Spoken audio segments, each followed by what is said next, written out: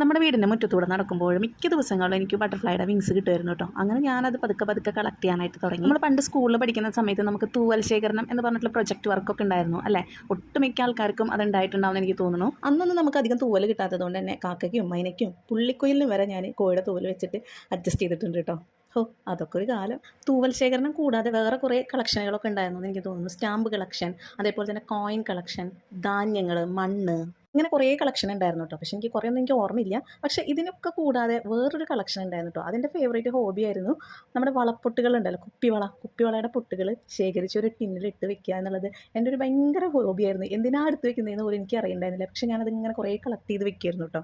അതുപോലെ ഞാൻ ഈ അടുത്ത് തുടങ്ങിയ ഒരു കളക്ഷനാണ് കേട്ടോ ഈ ബട്ടർഫ്ലൈയുടെ വിങ്സ് കളക്ട് ചെയ്തിട്ട് ഒട്ടിച്ച് വെക്കുക എന്നുള്ളത്. ഇപ്പോൾ ഇതിൻ്റെ ഒരു ഫേവറേറ്റ് ഹോബിയായിട്ട് മാറിയിട്ടുണ്ട് കേട്ടോ. എന്തിനാണെന്ന് എനിക്കറിയില്ല, എന്നാലും ഞാൻ വെറുതെ ഇങ്ങനെ കളക്ട് ചെയ്ത് വെക്കും. കാണാൻ നല്ല രസമല്ലേ.